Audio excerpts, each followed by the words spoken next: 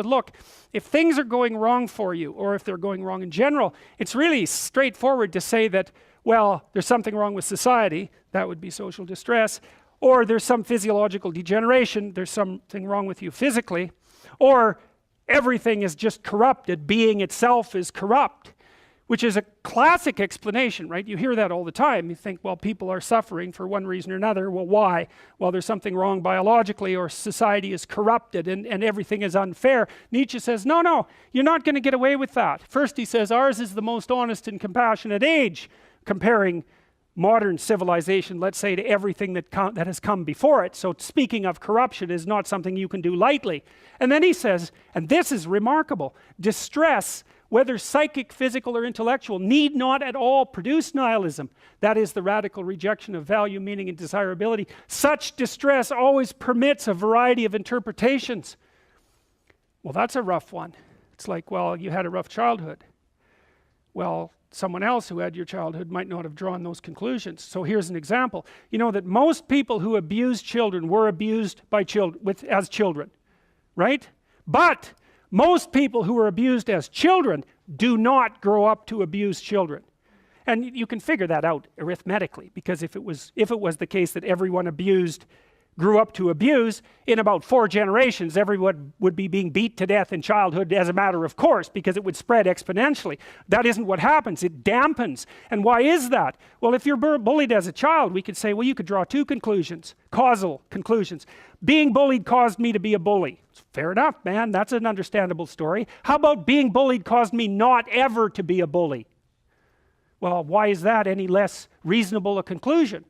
It's frequently one that people draw, and since the 2 opposite conclusions can be drawn from the same set of experiences, you cannot say that the experiences caused the conclusions. And that's Nietzsche's critique of, say, sociological or psychological determinism with regards to the optimism or pessimism of your worldview. Such distress always permits a variety of interpretations. Right. Rather, it is in one particular interpretation, the Christian moral one, that nihilism is rooted.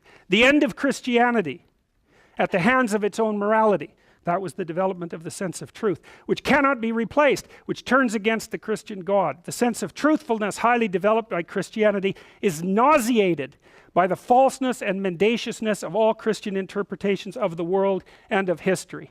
A remarkable claim. And then this one's even worse. It's absolutely brilliant, I think. Rebound from God is truth to the fanatical faith, all is false. That's nihilism, an act of Buddhism. And Nietzsche explains that. And this is, you know, I talked to you guys a little bit about the idea of the game and the metagame, you know, the metagame being the set of all games. Nietzsche draws on a conception like that for this criticism, because he says when you lose faith in something, and that happens to people very frequently, when you lose faith in something, because you're human and because you can abstract, it's not only that you lose faith in that thing, that person, that system. The fact that you've lost faith in that indicates to you that it's possible to lose faith in anything, in every system, in every person. Once burnt, forever shy. And that's nihilism. The fact that one thing can collapse on you can make you completely unwilling to manifest any faith in anything whatsoever. And that's the emergence of nihilism.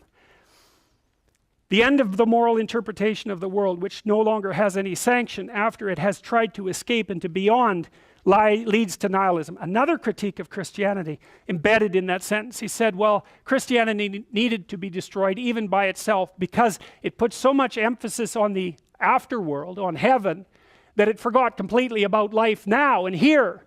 And because of that, needed to be destroyed, because life here is sufficiently rife with suffering, so it needs to be addressed.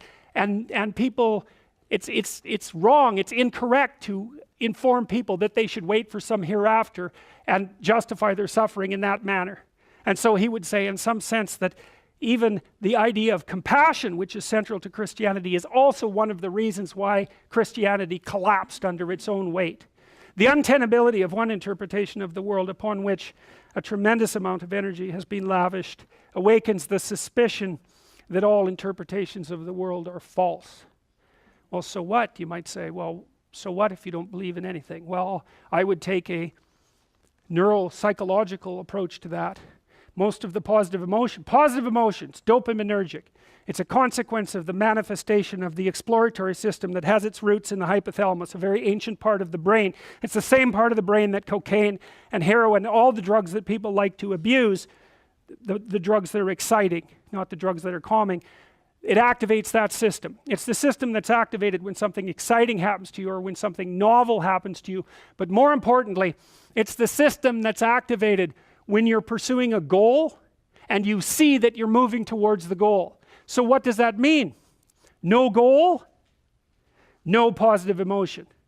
So you say, well, if you have nothing to believe in, if you have no value structure left, because a value structure says this is better than this, no value structure, no positive emotion. Well, and so what's the problem with that?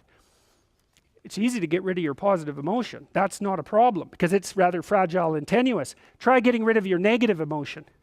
Good luck. That is not going to happen. So what happens is that if your value system collapses, then all you're left with is negative emotion. And that is not a good thing. Well, so Nietzsche would say, well, why do people flee into the arms of totalitarians from the specter of nihilism?